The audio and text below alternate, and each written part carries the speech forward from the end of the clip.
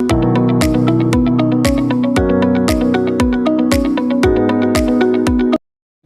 नमस्कार विद्यार्थी मित्रांनो, पुन्हा एकदा आपलं या सर्वांचं या व्हिडिओमध्ये स्वागत आहे। आज आपण या व्हिडिओमध्ये 10 चार्ट्स विषयीची माहिती बघणार आहे, जे चार्ट्स गणिताशी संबंधित आहेत। तर आपल्याकडे पहिला चार्ट्स आहे नंबर 1 to 10। आता या ठिकाणी तुम्ही बघू शकता नंबर 1 to 10 याच्यामध्ये आपल्याला नंबर 1 जर दिसत असेल तर सोबत एक आकृती सुद्धा दिसत आहे। मग ती आकृती कोणाची आहे तर एलिफंट आहे, मग त्याला हत्ती सुद्धा म्हणतात, या ठिकाणी लिहिलेलं आहे। तर अशा पद्धतीने तुम्ही ज्यावेळी 8 पर्यंत येतो, 8 पर्यंत आल्याच्या नंतर आपण या ठिकाणी बघतो की 8, मग 8 मध्ये हे काय आहेत तर फिश आहेत। मग फिशमध्ये वेगळ्या वेगळ्या रंगांचे फिश सुद्धा असतात, हे आपण विद्यार्थ्यांना सांगू शकतो। फिश कुठे राहतो हे सुद्धा आपण विद्यार्थ्यांना सांगू शकतो। तर अशा पद्धतीने आपण फक्त एका चार्ट्सवरून विद्यार्थ्यांना रंगांविषयीची माहिती देऊ शकतो। एखादा प्राणी असेल तर तो प्राणी कुठल्या ठिकाणी राहतो, एखादा फळ असेल तर तो फळ कुठे असतो, कसं असतो, त्याचा वापर कसा केला जातो, आपण या सर्व गोष्टी एका चार्ट्समधून आपण शिकवू शकतो, ज्याच्यामुळे विद्यार्थी त्याला या ठिकाणी एक तर तो हात लावू शकतो आणि हात लावल्याच्या नंतर हे 3D असल्यामुळे एक सुखद आनंद भेटतो। त्याच्यानंतर सोबतच विद्यार्थी या ठिकाणी नंबर बघू शकतो आणि बघितल्याच्या नंतर काउंट सुद्धा या ठिकाणी विद्यार्थी करू शकतो। तर हा झाला आपला नंबर 1 to 10 चा। त्यानंतर आहे नंबर 1 to 100 या ठिकाणी आपण बघू शकतो। तर 1 पासून तर 100 पर्यंत या ठिकाणी आपल्याला नंबर्स दिलेले आहेत आणि यांचं जे काही स्पेलिंग आहे, इंग्लिशमधील स्पेलिंग या ठिकाणी दिलेलं आहे ONE 1 पासून तर 100 HUNDRED 100 पर्यंत। तर याचा वापर करून विद्यार्थी काय करू शकतात तर विद्यार्थी या ठिकाणी बोट ठेवून याला वापर करू शकतात, त्याचा वापर करू शकतात, जेणेकरून विद्यार्थ्यांना आणखी अभ्यासामध्ये रुची वाढेल।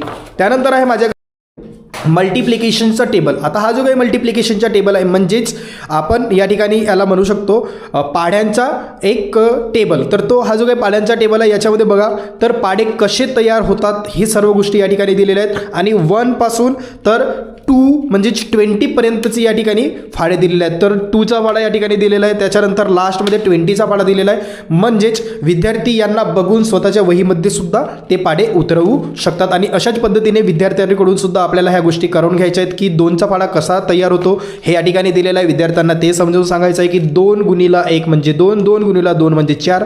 तर अशा पद्धतीने आपण विद्यार्थ्यांना या मल्टिप्लिकेशन टेबलचा वापर करून शिकवू शकतो।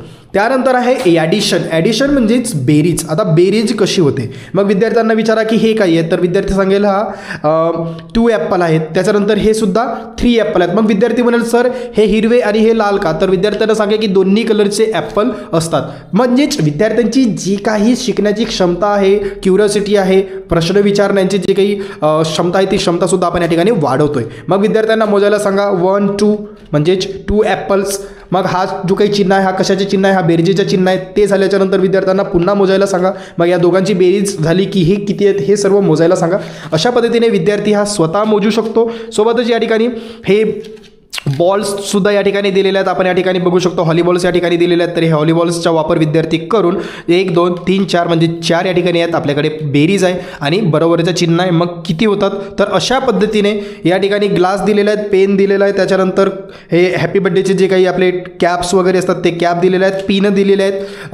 तर अशा पद्धतीने या ॲडिशन बोर्डचा वापर करून विद्यार्थ्यांना सहज आणि साध्य आपण बेरीज विद्यार्थ्यांना शिकवू शकतो। त्याच्यानंतर आहे सबट्रॅक्शन म्हणजेच वजाबाकी। आता वजाबाकी करत असताना तुम्ही या ठिकाणी बघू शकता की या ठिकाणी टोपी दिलेल्या आहेत आणि या टोपींना डायरेक्ट क्रॉस सुद्धा केलेला आहे ब्ल्यू कलरने, म्हणजे ते कट केलेले आहेत। म्हणजेच काय तर सर्वात आधी विद्यार्थ्यांना पूर्ण मोजायला सांगा हे किती आहेत 5। मग त्याच्यानंतर 3 कट केलेले आहेत म्हणजेच 3, मग ते कमी करायचे म्हणजेच मायनसचं चिन्ह, मग उरले किती तर 2। तर अशा पद्धतीने तुम्ही तुमच्या पद्धतीने विद्यार्थ्यांना वजाबाकी सुद्धा गुणाकार, तर गुणाकाराचा जो काही चार्ट आहे त्या गुणाकाराचा चार्ट आपण या ठिकाणी बघतो। तर या ठिकाणी तुम्ही बघू शकता 1 2 2 ॲपल 1 2 2 ॲपल 1 2 2 ॲपल या सर्वांची जर बेरीज जर केली तर टोटल किती आहे आपल्याकडे 6 1 2 3 4 5 6। आता या ठिकाणी 2 × 3 मतलब 2 टाइम्स मल्टिप्लिकेशन किंवा गुणाकार म्हणजेच त्याला आपण म्हणतो वेळा। तर 2 1 2 3 3 ॲपल एका ओळीमध्ये आहेत, या ठिकाणी आपण बघू शकतो 1 2 3 3 ॲपल एका ओळीत आहेत। आता या ठिकाणी किती ओळी आहेत ह्या 1 आणि ही 2, म्हणून 2 × 3 = 6। आणि सारख्याच आपल्याला वस्तू दिसत आहेत म्हणून आपण काय केलेलं आहे वस्तू एक सारखी असल्यामुळे आणि किती क्वांटिटी आहे त्यांची संख्या किती आहे 1 2 3 म्हणजेच 3 गुणिला गेलेला आहे 1 गुणिला 3 इक्वल टू 3 म्हणजेच 3. त्याचा या ठिकाणी आपल्याला चार्ट भेटतो भागाकार विद्यार्थ्यांना आपण याद्वारे शिकवू शकतो. पूर्णांक याद्वारे आपण विद्यार्थी सहज आणि साध्या पद्धतीने शिकवू शकतो. त्याच्यानंतर आहे आपल्याकडे पैशांचा चार्ट आहे. तर चार्ट्सद्वारे विद्यार्थ्यांना आपण या ठिकाणी पैसे कसे असतात हे विद्यार्थ्यांना या ठिकाणी आपण दाखवू शकतो. सर्वात शेवटचा म्हणजेच आकार. तर या आकारात आपण बघू शकता विद्यार्थ्यांना ज्या आकृत्या कुठल्या कुठल्या आहेत हे त्यांना दाखवा. त्याच्यानंतर स्पियर म्हणजेच गोलाकार, त्याच्यानंतर वर्ग स्क्वेअर या ठिकाणी तुम्ही बघू शकता. त्याच्यानंतर त्रिभुज म्हणजेच त्रिकोण, रेक्टँगल, आयत या ठिकाणी अशा पद्धतीचा असतो हे विद्यार्थ्यांना सांगू शकता.